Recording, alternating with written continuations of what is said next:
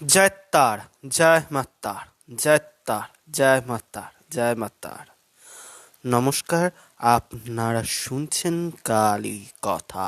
এখানে শুধুমাত্র গল্প নয়, গল্পের মাধ্যমে শিক্ষাও দেওয়া হয়। প্রতি বৃহস্পতি ও শনিবার শুনতে ভুলবেন না কালী কথা। আজকে কালী কথায় আপনাদেরকে আরেকটি জায়গার মা কালীর জীবনের বা মা কালীর একটি ঘটনা আপনাদের সামনে তুলে ধরছি।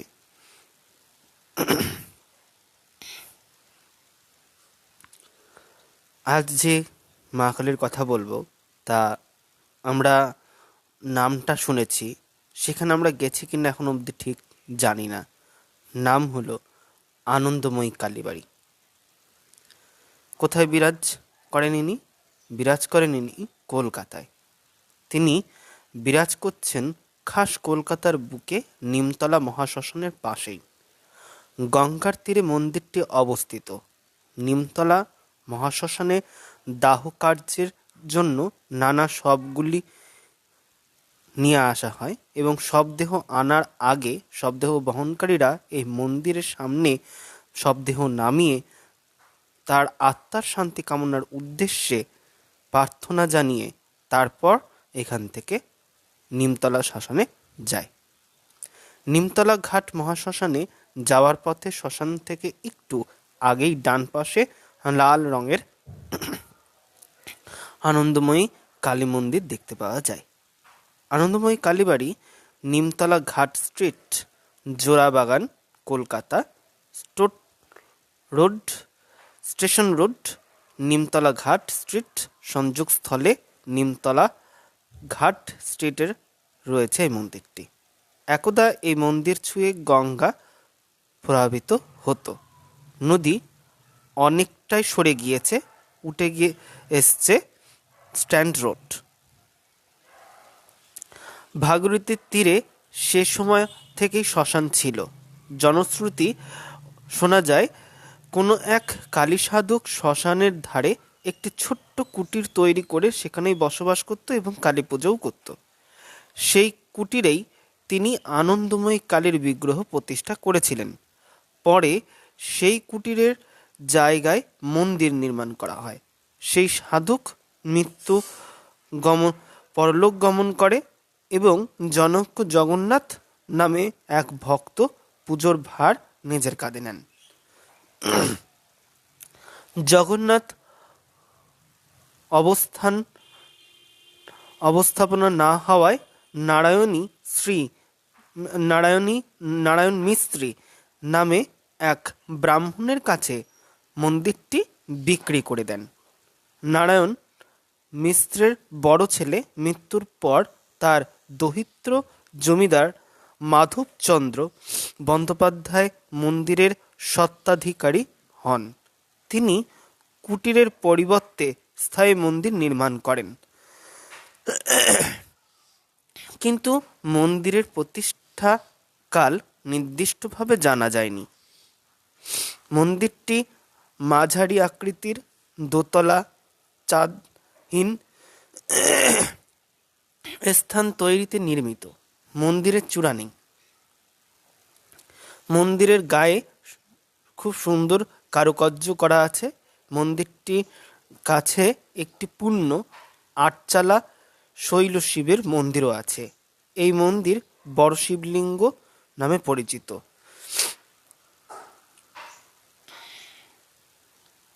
শিবরাত্রির দিন মন্দিরে খুব ভিড় হয়।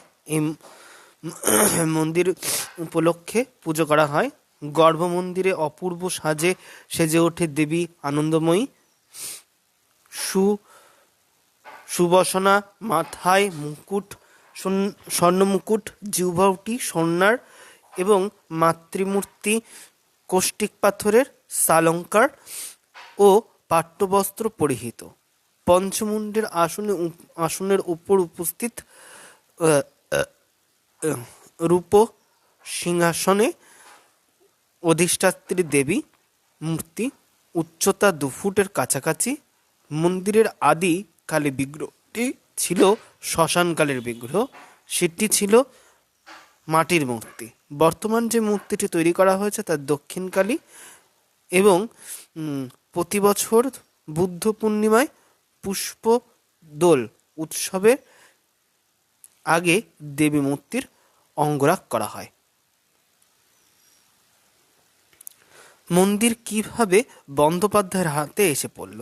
শোনা যায় নারায়ণবাবু শাক্ত ছিলেন।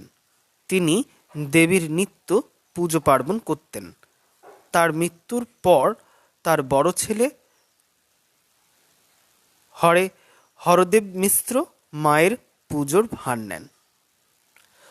হরদেবের মৃত্যুর পর তার ভাগ্নে নিমতলা জমিদার মাধবচন্দ্র বন্দ্যোপাধ্যায় উত্তরাধিকার সূত্রে এই মন্দির সেবায়েতের ভার পায়। মাধবচন্দ্রের মৃত্যুর পর শিবকৃষ্ণ বন্দ্যোপাধ্যায় মায়ের সেবার দায়িত্ব পায়। সেখান থেকেই বন্দ্যোপাধ্যায় পরিবার মন্দিরের দায়িত্ব সামলে যাচ্ছেন। আনন্দময়ী কালী মন্দিরের প্রতি দিন নিত্য পুজো করা হয়। প্রতি অমাবস্যায় বিশেষ পুজো হয়। কার্তিক অমাবস্যায় জাঁকজমক করে এই কালী পুজো করা হয়। এখন যেখানে আনন্দময়ী কালীবাড়ি, আগে নিমতলা শ্মশান ঘাট সেখানেই ছিল। শ্মশানের মধ্যে কালী ছিলেন, তাই তিনি শ্মশান কালী।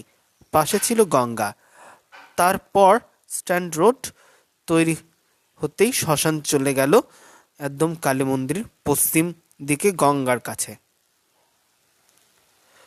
তৈরি হতেই শ্মশান চলে গেল কালী মন্দিরের পশ্চিম দিকে গঙ্গার কাছে। আনন্দময়ী ঘাটের কাছে একটি প্রকাণ্ড নিম গাছ ছিল, যে গাছ থেকে নিমতলা নামকরণ হয়। নিমতলা ঘাট বলে বাঁধানো ঘাট জাতীয় কিছুই ছিল না। আনন্দময়ী তলাতেই শ্মশান ছিল, মানে আনন্দময়ী এই মন্দিরটার কাছেই শ্মশান ছিল। শ্মশান তৈরি হয়েছিল 1828 সালে এবং 1828 সালের 17 মার্চ থেকে সেখানে শবদেহ আসা শুরু হয়। এখানে ধর্মের মেলবন্ধন দেখুন, মানে যেটা লক্ষ্য করা যায় সেটা হলো আনন্দময়ী কালী মন্দিরের আগে বাঁ দিকে পড়বে দুটো গম্বুজ বিশিষ্ট মসজিদ, নাম নিয়ামত উল্লাহ মসজিদ। স্থানীয় জমিদার মোহাম্মদ রমজান আলী তার পূর্বপুরুষ নিয়ামতুল্লাহর নামে 1784 সালে মসজিদটি নির্মাণ করেছিলেন। রমজান আলীর পূর্বপুরুষ নিয়ামতুল্লাহ একটি ঘাট নির্মাণ করেছিলেন। পরবর্তীকালে সেই ঘাটের ধারেই তৈরি হয় একটি মসজিদ। এই ঘাট নিয়ে সাম্প্রদায়িক সম্প্রীতির কিংবদন্তি রয়েছে। হিন্দু ও মুসলিম দুই সম্প্রদায় এই ঘাটে এসে চানও করে। ঠাকুর শ্রী রামকৃষ্ণদেব একটি কথাও বলেছিলেন যে